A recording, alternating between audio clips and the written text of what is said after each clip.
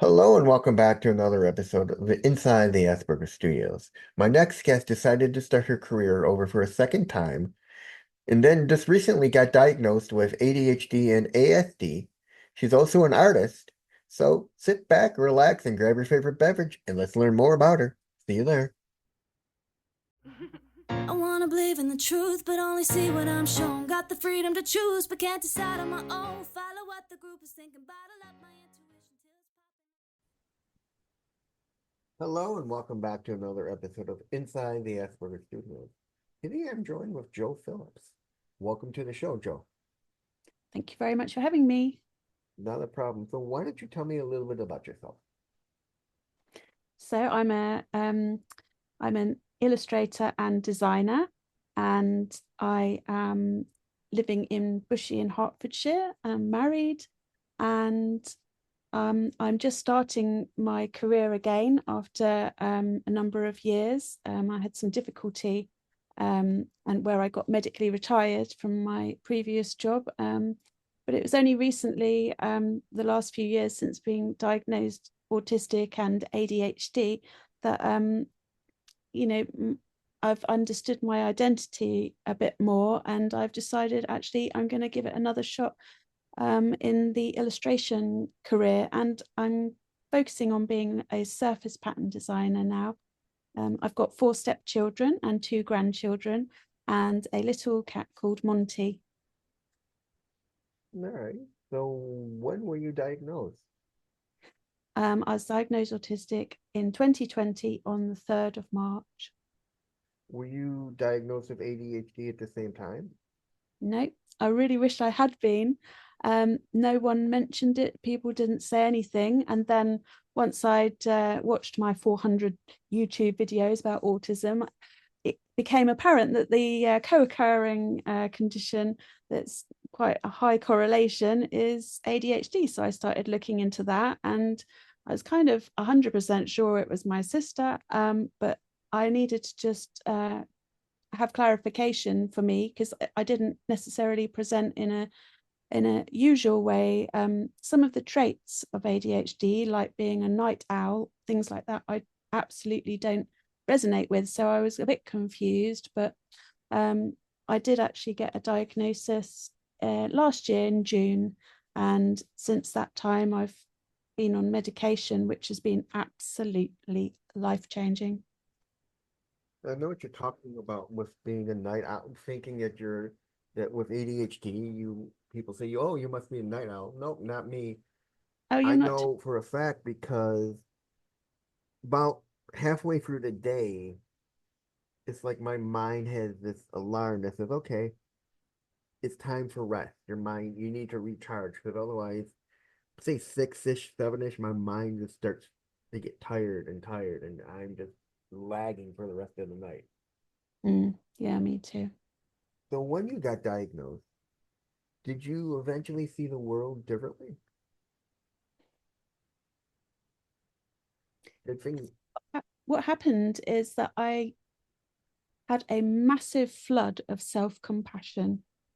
I think spent my 43 years up to that point thinking, why can other people do this? And I just find it so hard to do whatever it was. And there was a lot of things.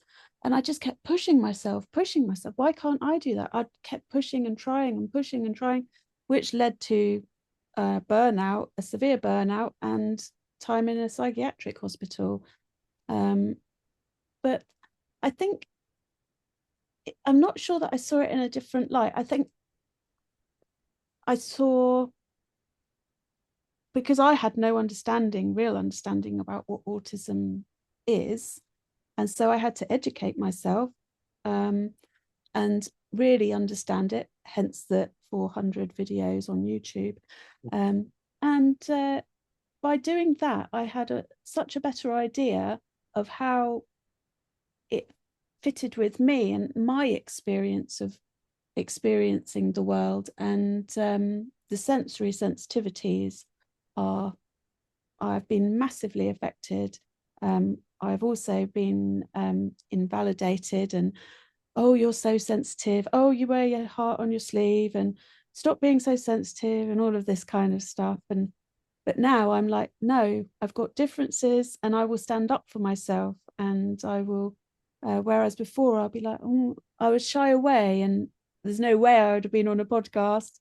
I wouldn't have spoken very much about, this or that, or my how I was feeling about something. But now I do. Now I will, and I'll stand up. And I also stand up for other autistic people, because I've joined the local council autism board, and so I'm making a difference with local regulation and support for other autistic people too. All right. So before you got diagnosed, did you feel like you were the odd one out of everybody? I did feel that I was very misunderstood. Um, I'm not sure that I felt odd. I just felt that people just didn't understand what I was saying, or I was trying to explain something, but people would say, you know, with their actions, that whatever you're thinking, that's not right, or you don't do that, or this isn't how it's done, or things weren't explained to me properly. Like I was saying previously about the fact that I used to ask so many questions, and then my peers would be like, oh, the whole eye roll thing, because Mhm. I was trying to understand something, and then I would just end up sort of shying away, and not fully understanding, and just being quiet. And then when you're quiet, you don't really get noticed. I think the ADHD stuff in me is, yes, my hands and my feet, I'm just playing with this thing now, but my hands and my feet do go, but it was never, I mean, I was a very active child, but now it's not so much. It was so much more in my head, and all the thoughts going in my head constantly, along with great ideas, mind you. The great ideas are always there. So yeah, I think, yeah, that's more like it. Now, with your ADHD, do you get like running thoughts and everything? And how do you deal with that? Because everyone who knows when you have ADHD, those thoughts just keep going and they never stop. Yeah. So I did. And then I had my first experience of the medication. I'd watched a number of videos, and I thought, wow, that would be amazing if that happened to me. And I kind of thought, they're making it up. That can't be that good. And then when I took that little blue pill, it was like everything just dropped down, and it was like a pond, and it was just still water in there. And I was like, I could say something in my head and grab that thought without a load of other stuff, without me having to really try to think about it. And so the medication, it still does that. And although I have lots of thoughts, I can focus on one and just bring that to the forefront now. And I don't have those screaming voices. One of the things that was really impactful because of the medication was all of the voices that I had from an eating disorder. I had bulimia a number of years ago. I was able to stop purging, but I wasn't able to stop binging. But it was more to do with what was going on in my head, the screaming thoughts, about food and things like that. And then when I took that tablet, those thoughts just disappeared. And I'm like, wow, I can just have breakfast. Okay, I'll just have breakfast. Oh, look, it's lunch. I'll go and have a sandwich then. And I sort of, it's just been astonishing to me, this medication. It still it really does surprise me. I mean, I can tell you, yeah, I understand that totally. Before I was put on medicine for my ADHD, um, my mind was sporadic. I was all over the place. I wasn't very active in anything, and then I um I went through this whole clinical trial for an autism drug, and then that ended, and then I was talking to the therapist that was running it, became friends with him, and like, listen, I don't want to just be off of this medicine. I want someone to help me. He's like, okay, we met, set up a session. He's like, okay, I'm gonna, after I told him what was wrong, I said, I need something to help me focus. Because otherwise I'm all over the place. He's like, Yeah. I'm gonna put you on Adderall. Mm. And oh my God, it's like night and day. It's like all of a sudden everything, when I take it, everything just narrows and I can focus on that one thing I'm working on. Mm. I don't think for me it, yes, I can, but then I am still aware of the noises, the lights, and everything. The feeling of my clothes. Um, but what it does is just quiets everything. Um, it's very hard to explain. It, um, I really struggled when they with the shortages, because it was like they gave me a gift. It felt like a gift, and then the shortages happened, and then it was suddenly taken away, and there I was. But which point I decided I'm going to start working again, and so I started up my business again. But then the medication stopped, and I couldn't think. I couldn't do the work. I couldn't do the business again. So there's a number of months, and then each month you have to go, is it going to be there? Is it not? And it's horrible. You kind of so dependent on waiting to see if you can actually live and perform the next month. It is horrible. So you would say when you got your diagnosis and put on medicine, all of a sudden everything from your past started to make really much sense to you. It explained why you were the way you were, but yet now you know it, so now you can kind of look back and say, ah, this is why I was the way I was. This is why people look at me differently. Yeah, for sure. When I look back, I think as I was waiting for my assessment for uh, autism, I was writing down things that I could say to the two people who were diagnosing me. Um, but I decided to actually write all these things down, and it ended up being 40 pages of things that happened that I just wanted to evidence and go, look here, this is something. It's just like this big chunk of stuff that I look back and I think, for example, I would try to stay inside at school Mm. because I hated being outside with all the screaming and all the playing. But if I did go out or whatever, I would go out to the field, or me and my friend would just go and do some playing together in the grasses or something. Or I would just try and stay inside. I'd have any excuse, for example, can I clean out your cupboard, to the teacher, and they'd be delighted.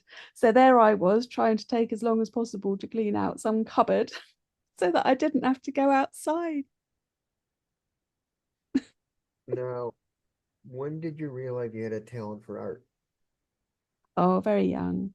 I suppose it's one of those things that I just constantly did throughout my life. And then when I was at school, I got A's in design and art, and I was just encouraged to go to college and do art. And so I did, and I did a general national vocation qualification in general art and design at Amersham College. Mhm. And from there, I went to Norwich, which was a lovely city to study in. And I studied an HND, and then I went on to a degree and did illustration and graphic design. And then from there, I actually struggled to get a job. Um, it was very difficult for me to actually understand how to get a job. It wasn't that I couldn't get a job. I ended up getting a job at the supermarket, but I couldn't get one in the career that I wanted. I didn't. Nobody sort of explained that side of stuff to me at university. Um, as I mentioned before about the classroom that had all the computers in, we were learning about Adobe and Illustrator and Photoshop. I found it overwhelming with all the lights and all the people talking constantly, and I got so far behind. I just gave up the class, and I didn't learn. And then when I went out into the workplace, they wanted those computer skills and I didn't have them.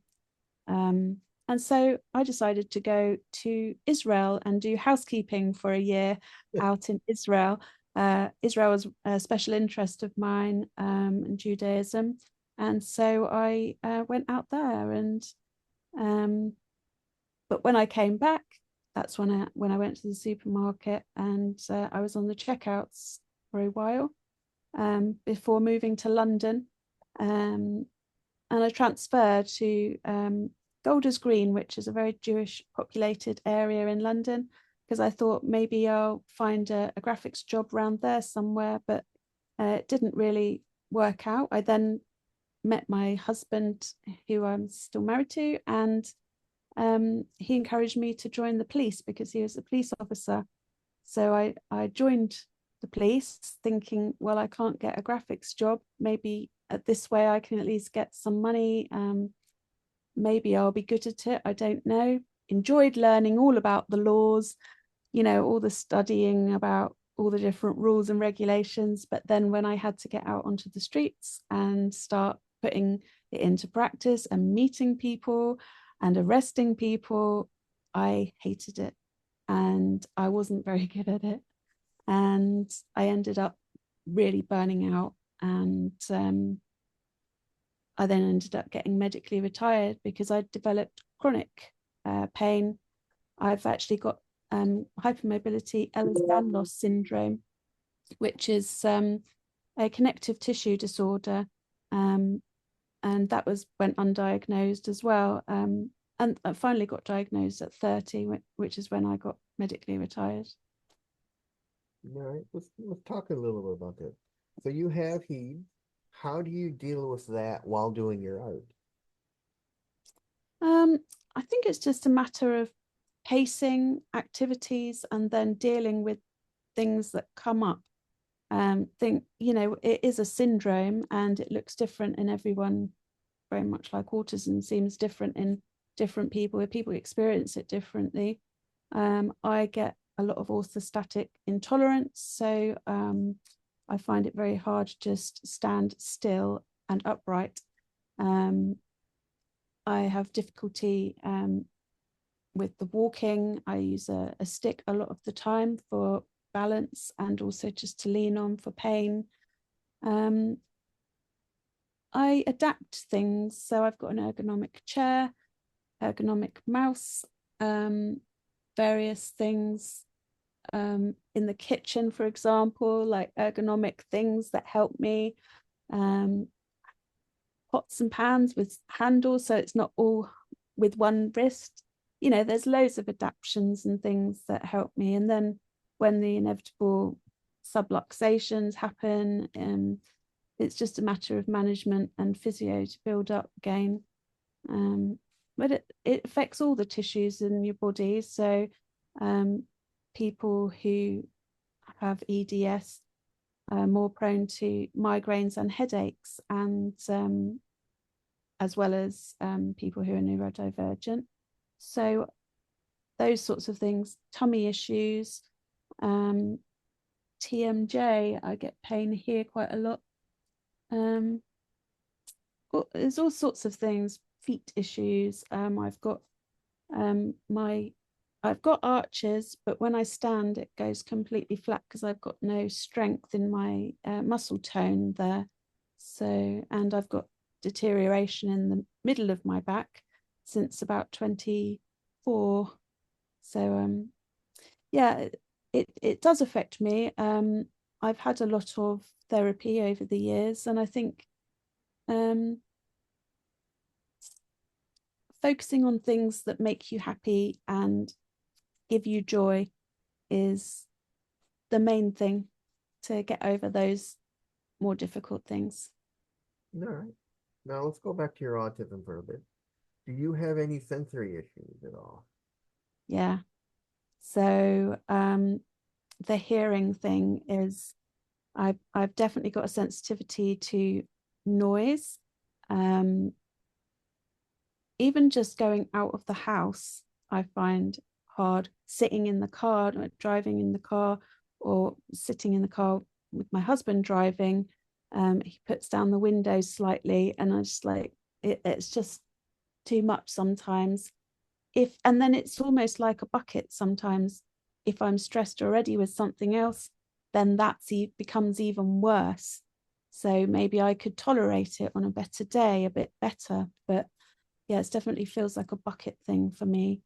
I've also got hyperacusis, which means I hear really high sounds.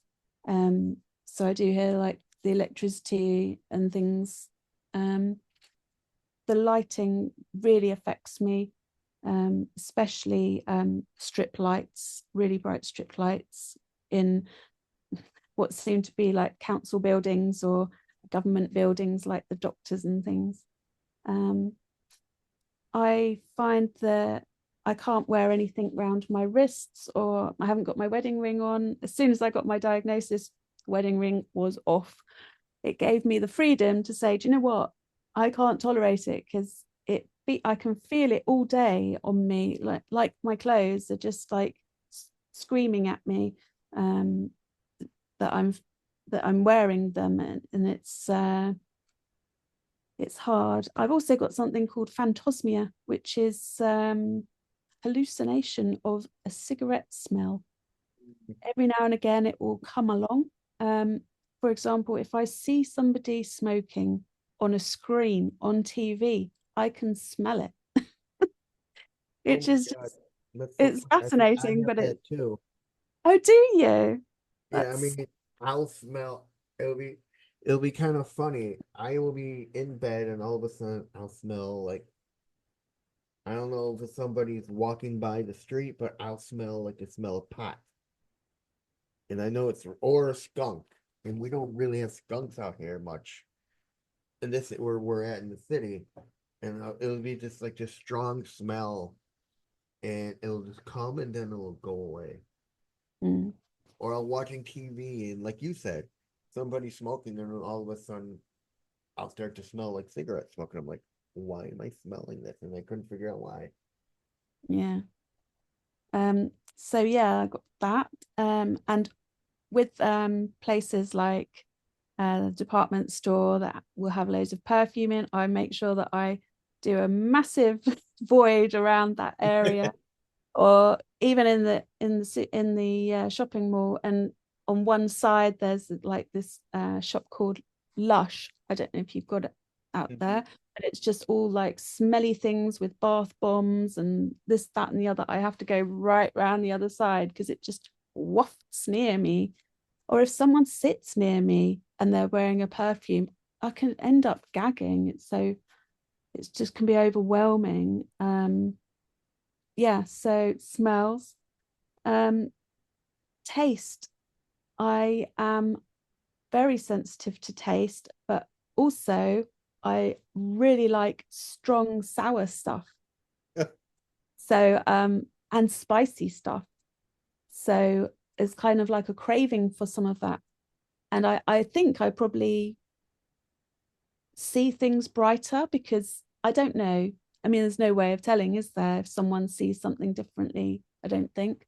But I'll say to my husband, oh my goodness, look at all those greens. I'm looking out into the the forest or something, or the gardens, and it's just so beautiful. All these different greens. And he's like, yes, it's trees.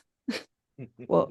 And I'm just like, look at it, it's amazing, the colors. And I don't know, maybe I do. I wonder if I do, because I'm so sensitive in so many other areas. So, and then the whole sensitivity to emotions can send me right up and right down.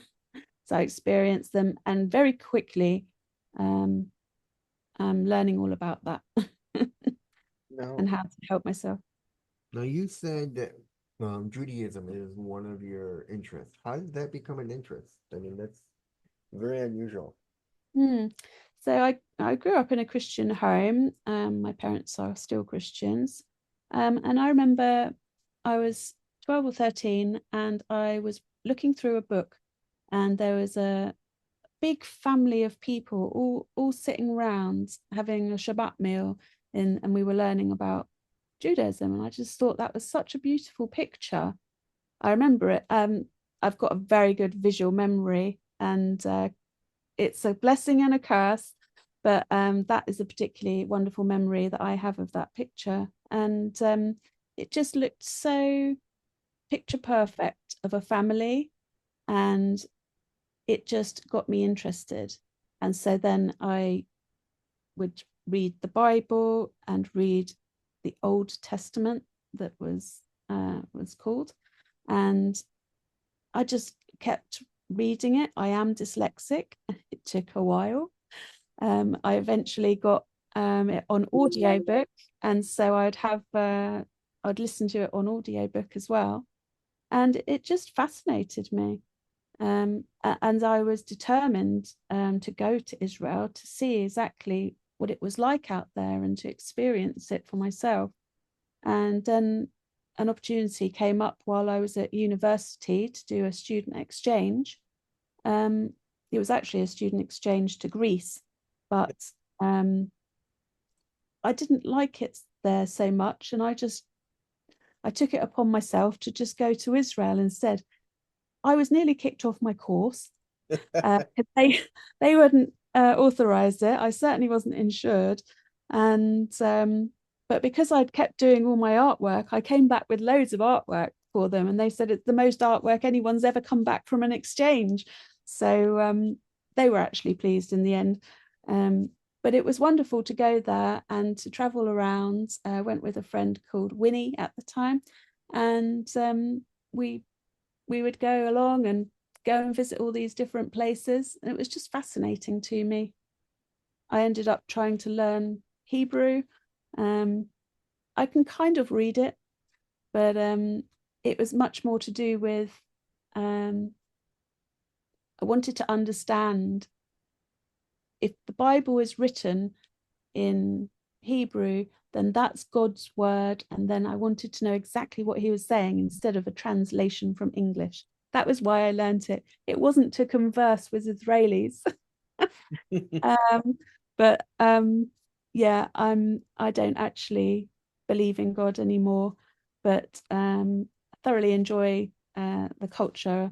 I still have a Christmas tree every year as well. Now, would you say your artwork would be your hyperfocus? Yes, my artwork and my craft and my new paper business, for sure.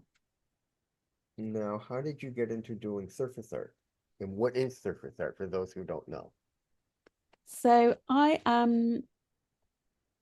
have been on a bit of a journey with that. So once I was medically retired, I actually decided that I would start my own greeting card company, and we would get I was determined to get my cards into John Lewis, which is a department store here in England, in Oxford Street in London.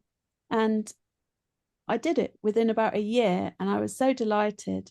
And that is one form of surface pattern. You can do any kind of design, and if it goes onto something like fabrics, cushions, notebooks, phone cases, those kinds of things, anything that's got a surface, it's called a surface pattern. From what I understood, it was illustration. And it was really only recently that I understood the difference between a surface pattern designer and an illustrator. And so I think that's another reason why I'd gotten a bit confused with what I was trying to do, because I find drawing people very difficult, and especially the emotions. I actually really enjoy drawing animals. Most of my animals just end up looking a bit shocked, though. But that's it. Like I've got a squirrel going, yeah. But that's where I'm at. That's where I'm learning. I'm getting to understand Adobe Illustrator and Photoshop, even though I have tried to piece it together myself over the years. I think now I need some proper one-to-one help, which I'm getting. I'm getting some help from a web designer, and she's doing my website. So that will be coming in the next month. And then I'll be able to show my patterns. And it's basically that you do these patterns, and then you go out and you license them to companies who might use them on their products. And it's as simple as that, really. So I say. And so, yeah, I'm really looking forward to getting stuck in and doing much more of it. Right. Now, what made you decide to start an Etsy shop? Um, I have had a love for paper for many, many years, since I was about 16. There's a shop called Paper Chase in Tottenham Court Road in London. And I would go there and I would just go and look and feel all the papers. And it was just a joy to go and just spend time in this gorgeous shop. Unfortunately, I did go into administration last year. I think it was last year. And it was just so sad. And I joined a group, a neurodivergent coaching group, and they one of the ladies was talking about her handmade and specialty paper company, and she was getting a bit bored with it, but she said it was doing quite well on Etsy, and I said, "Oh, I'll have a look at that." And she I didn't end up buying it from her because you can't actually buy somebody else's Etsy shop. You have to start a new shop with a new name. So it wasn't like I could buy her customers over or any kind of email list or anything like that. So I ended up thinking, well, she's shutting up shop, I'm going to open mine. And that's how it got started, really. Now, let's talk about one of the things that you've done, and that is you recently just shared your life in a book. Yes. What was that like? Um, it was very challenging to write, being dyslexic. I found it really hard to get my thoughts out onto paper and then to rearrange them and have some kind of structure. I did actually ask my husband for some help, and also another friend called Samantha, and she really helped me as well. Put my words into some kind of cohesive structure. But it was wonderful because there's 30 other women who are neurodivergent and creative, who have all come together, and we've now got this book that's it's it's um it's all our stories and things that we may have overcome, things that have been challenging, and I think it's a wonderful read, listening to how similar, or there's always a golden thread throughout about these creative women who've been misunderstood.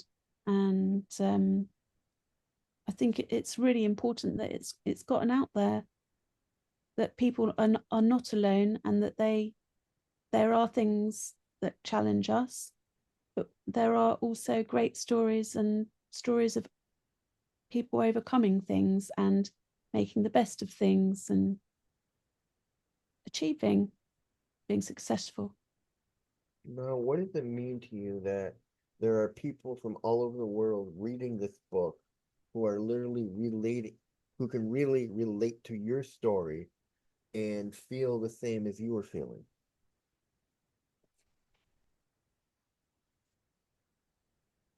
I think it's one of those things that is just hard to comprehend that that's happening. But